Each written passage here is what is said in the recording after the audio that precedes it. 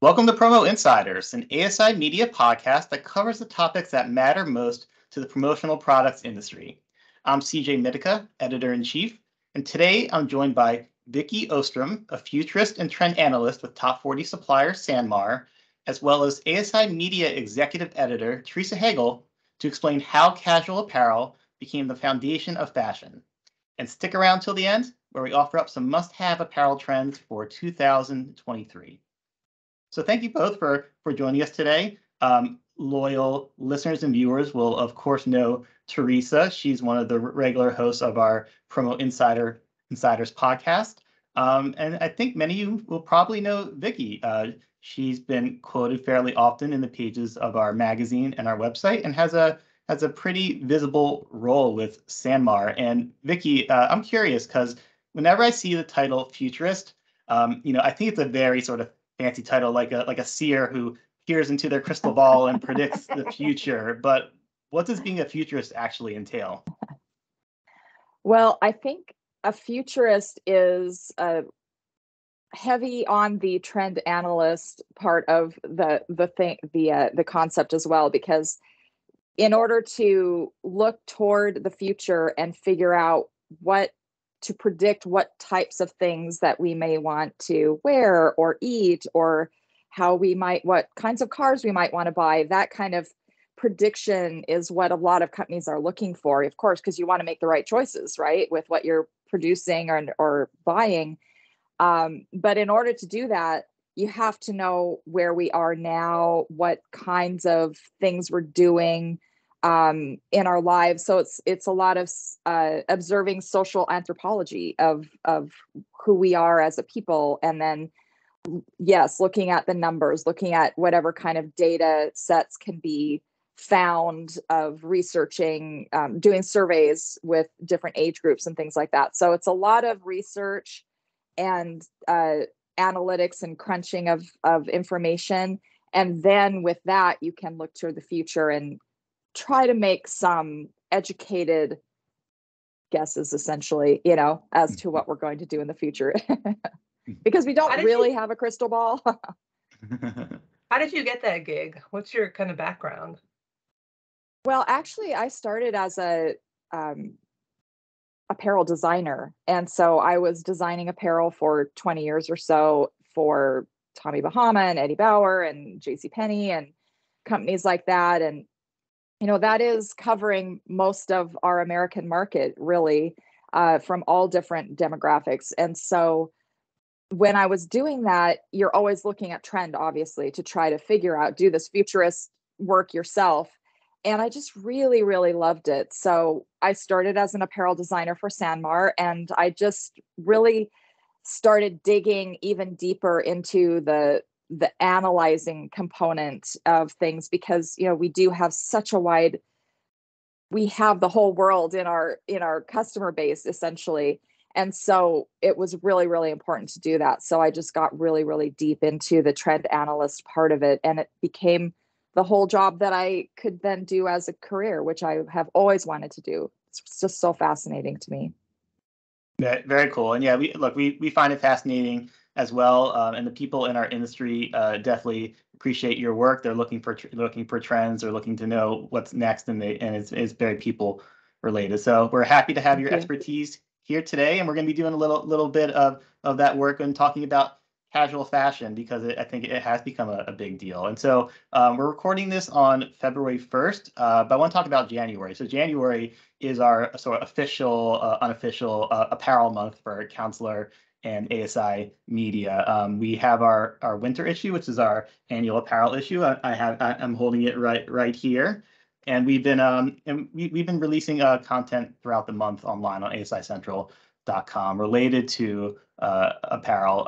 In fact, we have our annual fashion photo shoot, which we just released yesterday on asicentral.com. You can go right now and see it.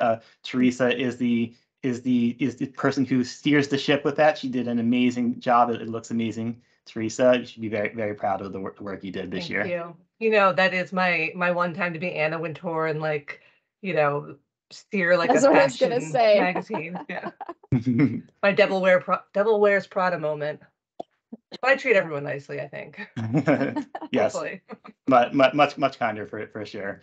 So definitely check that out. It's all based on nostalgia and old and sort of old trends that have become relevant again. So it's definitely worth checking out. Teresa also wrote a feature article about casual fashion. So before we ask some questions, Teresa, why don't you just share with us sort of the premise of that article and what you wrote about?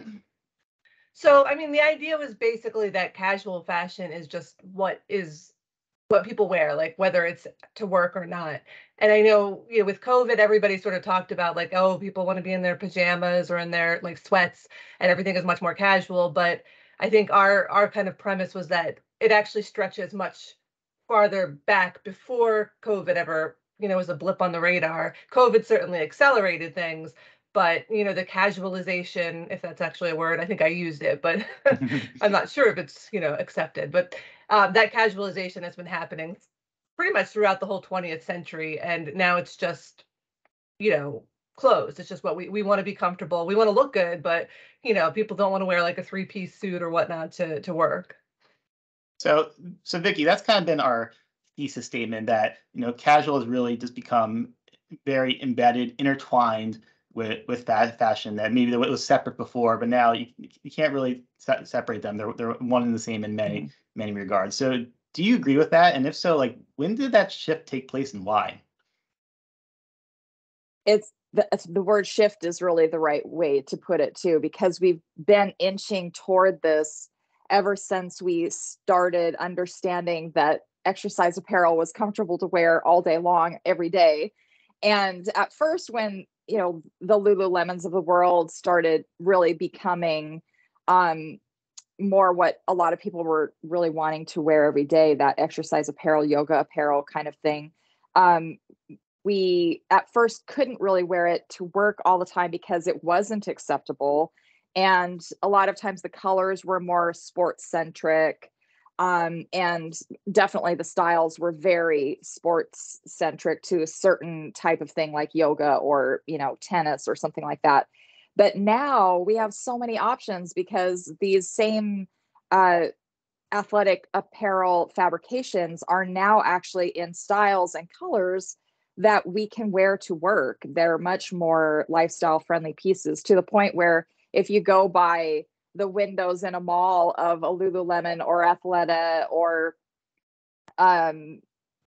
any of these brands that traditionally have been exclusively for workout gear, you can't really tell if you're going by a Banana Republic or Athleta, because it's all lifestyle in the front window, because we're really wanting what we wear, what we put on in the morning, to be the thing that we can wear all through the day, whether we're doing a fairly vigorous walk at lunch, to keep our health benefits up, or helping with clear our minds or whatever. Maybe we get a little sweaty, but then we're going to go right back and sit down at our desk. And so we expect that same piece of clothing to be able to handle a little bit of sweat and wick it away from us, and not show sweat marks, and be that one piece that we wear all day long. So, and now we can, which is the great thing. So now we have really truly shifted to this place where that kind of clothing is a one and done kind of item.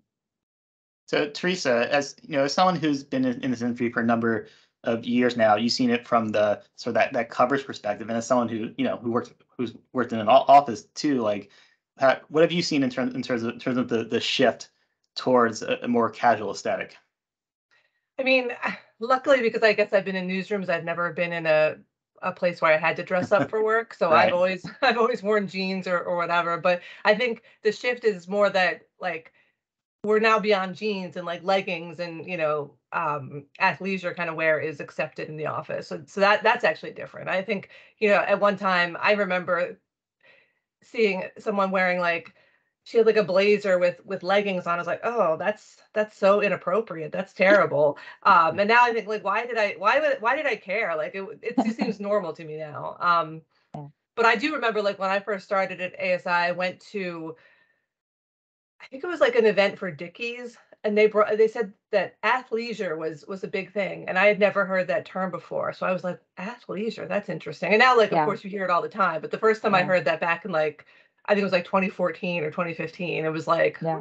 That's interesting. But Yeah. but now it's just like, that's just like normal parlance. Nobody would kind of Right. think anything different of it. And So that wasn't very long ago, No.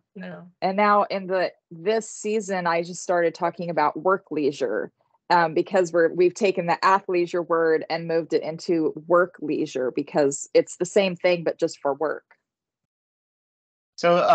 casual used to be associated with like sloppiness, right? Like it was only like maybe what 25, 30 years ago on Seinfeld where George Costanza was wearing sweatpants out and Jerry's like, "What are you doing?" Like you're basically saying you've given up on life. You're wearing sweatpants in public.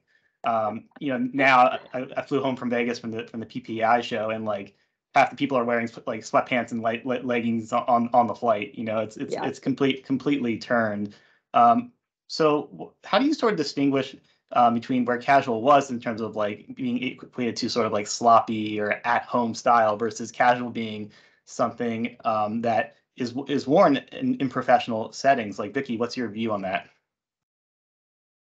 Well, for one thing, honestly, speaking about futurist kind of concepts, we are always now talking about the climate. And so, what are those changes that are happening to our natural temperatures that are around us, or the extreme weather changes, things like that? So, it is literally getting hotter every single year. So, the fact is, for a lot of parts of the country, you have to be aware that it is a warmer temperature out. So just that wanting to have layers that work for you so that you can layer up or down depending on if you're outside and it's hot or you're inside and maybe you have the air conditioning on. And, that's something we always had to worry about. But now it's even more of a top point in our mind. Or, hey, I am going to go out for a walk and I might have like extreme rain that comes upon me at a moment's notice. What am I going to have that's going to protect me? So you might have a lighter weight rain gear that is seam seal protected, so whereas before it may have just been like a lightweight wind jacket or something, so we're just more aware of each of the items that we're putting on our body in the morning. But when it comes to casualization, not only do you have the temperature that it's around you affecting you and what you're wearing, but you're also, you want to look professional. And so having items that are comfortable and maybe they're a knit fabric now versus you would have had more of a weight on woven fabrics in your wardrobe. Now you might have more knit pieces, but you can have them because now you can find a camp shirt or a long sleeve, button front shirt that's actually made of knit fabric, but that looks like a woven. And so you can be more comfortable in, the way it stretches or breathes for you. But it really essentially looks like a woven shirt. So those kind of options in our lives is letting us look a little bit tidier. And it's, like your seams will be actually at your shoulder line so that it gives you that more tidy look, especially up top. But actually you're still very, very comfortable in what you're wearing. So Vicki, the follow up on that, was there the fact that there was innovation in like textiles or fabrics that enabled those knit garments to have a sort of a more professional appearance? I mean, yes and no. There's been a huge innovation in fabrications lately. And I mean, I've talked about this with Teresa in the past too, with all the new types of fabrications that are coming out, which are really interesting, like fabrics that are made out of mushrooms or apple peels or coffee grounds or, all these different things that are alternatives to some of those more traditional fabrics that we've had in the past. And they have different benefits of antimicrobial or different ways that they help you breathe or whatever. But the other part of it is just being smart about the way an item is cut. So it could be a very traditional cotton garment that's a knit fabric or a woven, but the way it's cut is just a little bit, it's actually, like I say, cut on your shoulder, not off the shoulder, which might make you look a little bit sloppier if you're in this frame, like we are a lot of times now, working on a Zoom or an internet kind of based meeting. But so you look tidy here, but then the body of it is just cut with what they call more ease. So there's literally more fabric around the body of your garment, so that you have that extra, you're not strictured, you're not tight feeling. And that's just a matter of smart pattern making, honestly, and a good design. So that is very old school, and it's not anything to do with new technology. It's just being very mindful about the way that you're patterning something. And we were speaking of, this didn't just happen yesterday. We were talking, Teresa and I, about the shirt that especially all women knew for years now, which is, it was a woven shirt. It, had a woven collar, woven sleeves, front and back panels were woven, but the side panels were made of a knit fabric that had a ribbed fabrication a lot of times. So it expanded, so that was your ease essentially. And it moved with you really easily, but you, for all intents and purposes, looked very, very tidy, especially if you're wearing a blazer or something, you didn't even see that side panel. So. And I think another thing we were talking about was that it's actually, some of it's a little retro, like the double knits are kind of coming back, and that's like an old thing. Yeah. When I was working at Eddie Bauer, they look at each page of their catalog, and they have a financial amount set to it, of course, so this page of Ponte knit, which is what it's called, and it's called that again now as well, but they also call it scuba. I don't know if you've seen the words like scuba used in the definition of some blazers, even like a scuba blazer. And at first I was like, oh my Lord, are they making out of scuba fabric? Like I was thinking like, swimming, diving. Yeah. I'm like, wow, that is intense, but actually what they're calling scuba fabric a lot of times now is literally Ponte. It's what we used to call Ponte, which is just a double knit fabrication that it has a little bit of a sponginess to it, but it in a good way, it just, it doesn't show a lot of lumps and bumps or wrinkles or anything like that. It just looks very smooth and a little bit of structure, but yet you can still move in it. And, at Eddie Bauer, this Ponte page that we had of, the pants and like just a simple overshirt jacket type style was always, several $1 million, and you didn't touch that style because it was so important. And now we're right back there again. And that was, early 2000s that we had Ponte before. And now we're right back to seeing the beauty of it. So I want to talk about COVID because, we're obligated to talk about it for any topic. But of course, especially for this one, though, because when we covered this in the magazine, Teresa, you wrote about this extensively. When people were at home, casual styles were embraced readily. People were working from home. The question I have for you, and I'll start with you, Vicki, is did that moment in time, did that start this casual fashion, this casualization of fashion, was it just sort of the accelerator of something that was already happening? It was definitely just the accelerator. I mean, we were already, walking meetings were a major thing. Do you remember when the Apple campus was built in California a few years before COVID? Not very long, but they did the circular buildings, in a circle. That they built in many, many miles of walking trails, so you could do a walking meeting, and a lot of corporate buildings were actually doing that. They were building in outside spaces for walking meetings. And that's because we were accepting and embracing this need to be outside more, to move more during the day, to, we had casual Fridays way back in the, 90s that it started to be a thing that, I could dress a little bit more, casually on a Friday. And then it just kind of kept on going from there. So, we just really embraced it more during COVID because it was more comfortable if you're sitting at home to be comfortable, especially on your bottoms. And so sweats were perfect.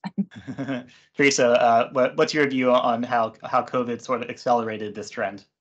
I mean, I agree with everything Vicki says. It definitely, there was a lot of like columning devoted to how everyone was sloppy and, it was so terrible. And, I know there were people that were like, well, I always dress up from working from home. And I'm like, well, sure you do. Maybe they do. I mean, I'm sure there were some people that did that, but like, I think it did just show a lot of people that you don't need to be, very buttoned up and fancy to get your work done. And you get used to that. And so even when you're back in the office, it just, it's just a change in how people want to kind of present themselves. They don't want to look sloppy, but they don't want to be, who wants to be uncomfortable? Like, I don't think I want to like put on heels anymore, unless I really, really have to. Like, there's just so many things that you did before that you're like, why did I do that? What was the point?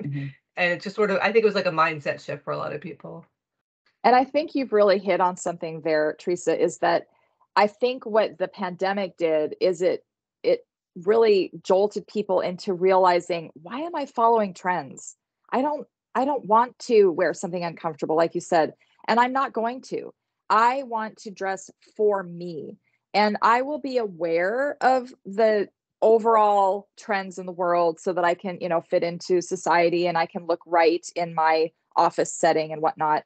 But there is a serious pushback with individual people saying, I want to be dressing for me now. So you see tri-blends being such an important fabrication because they do all the things you want. They're comfortable, they're professional looking, they, drape nicely on your body, but yet you're comfortable. And soft fabrications, things that, are literally soft on your body, on your base layer, especially.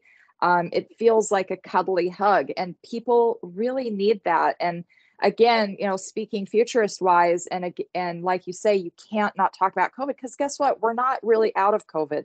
It is, we say we're done with it because we're tired of it, but there's a lot of lingering effects from it, which have to do with our mental states. And that is, you have to understand that as business, because there's a lot of struggles that people are having, whether it's financial or just the residual effects of having maybe lost someone in their life or lost their job and they're readjusting to a new job, all different ways. And so this comfort level that we have in our own skin every single day when we put on clothes is not a small thing. So can I be comfortable? Is my fabric soft? Is it something I can move in easily? Is it going to take me all through the day so I don't have to make my life too complex?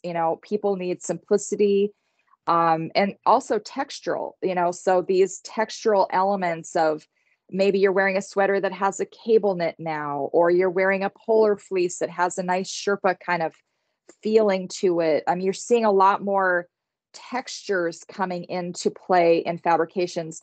And overall, the head to toe look is monochromatic a lot of times, so you have a simplicity in the overall look of your outfit, which is very professional. You think about a suit, it's a navy blue top and a navy blue bottom, or a black or something.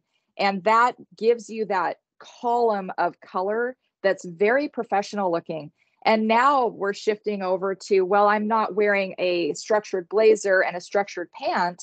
I might be wearing a polar fleece, full zip, lightweight jacket and a basically sweatshirt pant bottom. But if they're both navy and the fabrics are a little bit nicer and the findings are a little bit nicer, maybe metal or something like that, overall, you still have a very pulled together suit type look.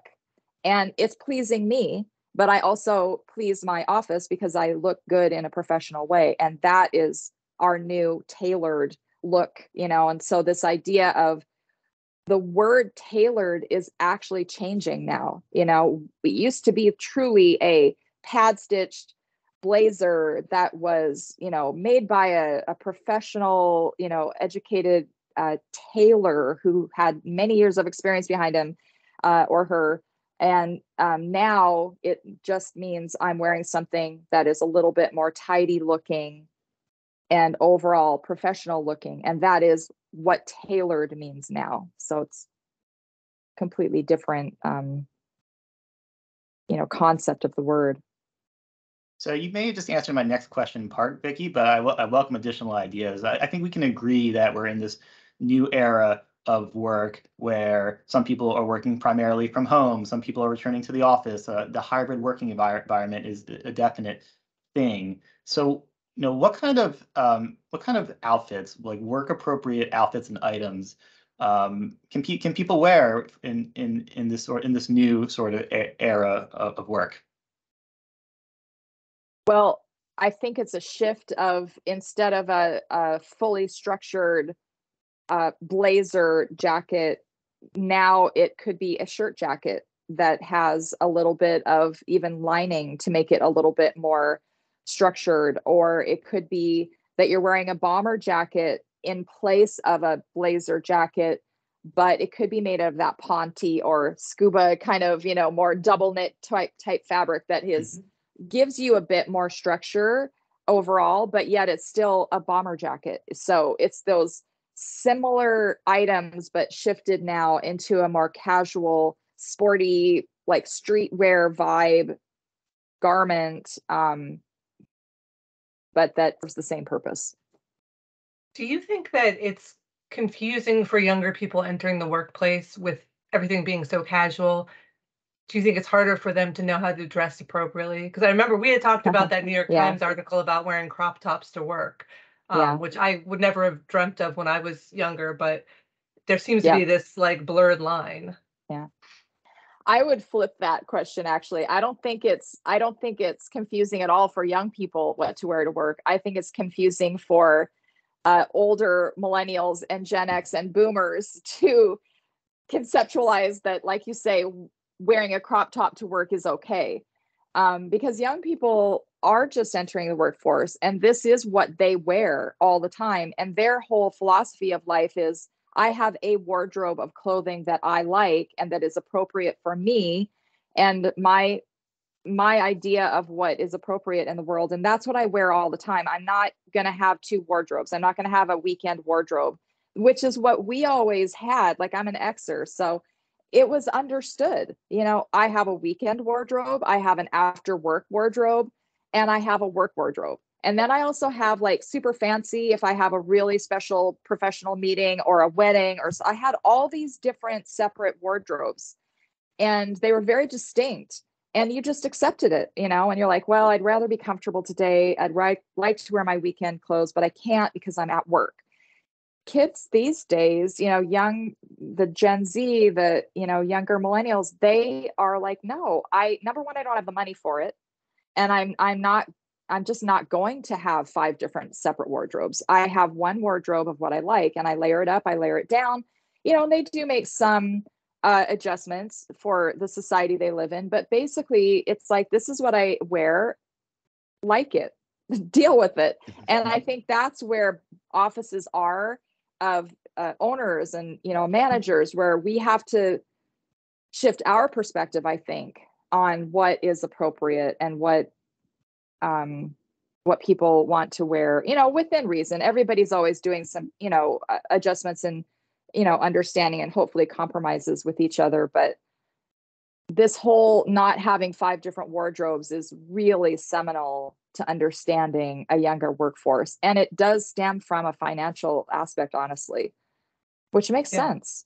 Yeah, no, I think that makes total sense. And also, I think something people have talked about was sometimes the crop tops are a little bit, they call them like the meet and greet length. So it's not like, it's not showing a ton of skin, but you pair it with like a higher waisted pants and you still look, professional, but you have that like style that you kind of want to convey. Right. Exactly. And I think that respect level is really important to understand that, I'm wearing a crop top, but like you say, I'm not wearing it where it crops right under my bra line. It literally meets my pant length. So if I were to reach really high or something, maybe you're going to see a little skin or whatever. But essentially, in most experiences, you're not also seeing my skin or very much of my skin. And so it's appropriate. It is appropriate. So in this era of casualization, redefined corporate wear, workwear, it seems like distributors should be poised to capitalize on this shift. So Teresa, I'll start with you. Like how can distributors insert themselves into this conversation? Well, I mean, I think all the types of clothing we're talking about are really readily available in the industry, right? So, we have all of the different kinds of quarter zips and the fleeces and, the jogger pants and all that stuff. So I think you're already really kind of there and ready to kind of help people with that. I guess the what you want to just make sure you're doing is looking at the most kind of modern styles and the most fashionable ways people are using what have kind of always been around. You know what I mean? Because there could still be like a sweatpant that nobody really wants to wear. So, you want to look for the things that have like those more modern touches, the more elevated touches, but are still the same basics that we've always been offering in the industry. So I think listen to people like Vicki to know what those trends are and, work with them. And I think it's easier for businesses to allow employees that you want to say outfit for a trade show. So you want your team to look cohesive to the brand that you are portraying. You want them to look tidy and professional, of course, pulled together, but realizing that the world has changed and you want to retain employees and they have to be comfortable or they will find another place that they can be comfortable. So these are all things on your mind, but we're so lucky now because those items, like you say, Teresa, are already in our industry. We just have to, put a little time and energy into finding those pieces that are the upgraded fabric that is in that hoodie. So it's a more professional, smooth-faced piece that is still a hoodie, but yet also is a little bit more upscale, and fits your brand guidelines. And they're out there. You just have to look for them. So that's the great part, is that they're really there. It's just pulling together the pieces that everyone in your age group, trade show group can be happy with. To wrap up, let's talk about some trends for 2023. Now, I know Vicki said earlier that we don't need to be slaves to trends in the apparel world. However, let's be real. We know this industry. People want to know what's hot, what they should be selling, what are the big things for the year. Vicki, just to start with you, I mean, what are some trends that distributors should be on the lookout for this year? I do think that there is a return to wanting to be, everyone does want to look a little bit tidier. So there are people wearing more structured shirts again, like shirts, blouses too. And those items are out there in the industry that allow you to have that ease that we're talking about, that are made of a knit fabrication, but it actually looks like a woven shirt for all intents and purposes, or a woven camp shirt, but it's actually made of knit fabric. So don't just think, oh, wovens are dead. No one's wearing a shirt anymore. It's all about a hoodie. It's not. There are definitely options in our industry that give you a look of a woven shirt or a woven blouse. And it may even be woven, but it's just cut in such a way that it can allow for ease. And then also don't think, oh, jackets or blazers are out, because they're not. It's just that now it's a cardigan, or it's a bomber jacket, or it's a hoodie that's made of that upscale fabric, or a better finding on it, like a more fancy zipper pull, or, something that's a little bit more heritage looking. So don't just think all of the things we used to wear are out. They're really here. They're just upgraded for today's world. Yeah, that's a constant theme, right, of fashion. What's old is new, but reinvented and better. Teresa, any other trends you want to add? I think one of the things I mentioned in the article was the popularity of like patchwork and kind of DIY type of fashion, which I think stems to TikTok and everybody, like there is, even though everything is so digital, there is that big movement for people wanting to do things like that are tactile and with their hands. So it kind of, in the fashion world, that would mean more like kind of patching things yourselves, like appliques and kind of like that more homey looking style, which I think has some appeal right now. Well, Definitely. fantastic. And adding vintage in, like I was gonna show you this, like I'm wearing a regular old t-shirt, that's a little bit upgraded, but I have what's essentially a scarf made out of vintage scarves that are just sewn together. So people are mixing in those patchwork pieces, like you're saying, or those vintage finds that they've gotten from their favorite, vintage store in with their new items. So it's not like people are buying nothing anymore because they're all going to resale or vintage. It's mixing and matching and really curating your own personal vibe now that speaks to your own ethics about the world. Like you want less items but better items, or you want layering pieces in your closet and you're going to layer in also something that is a resale item that you're recycling. So there's some great information here today. I know I can speak for Teresa as well, myself, and say we feel very fortunate to be a part of Vicki's PhD level seminar in apparel and cultural trappings. Vicki, if people want to either get in touch with you or find out more about you, where can they go? So they could go to Vicki Ostrom at SanMar.com. Email me. I'm always happy to hear from anybody about what they're wearing these days and what questions they have. So I would probably just go right there. Okay, fantastic. Well, thank you both, and thank you everybody for listening and watching, and have a great rest of your week. Thank you so much.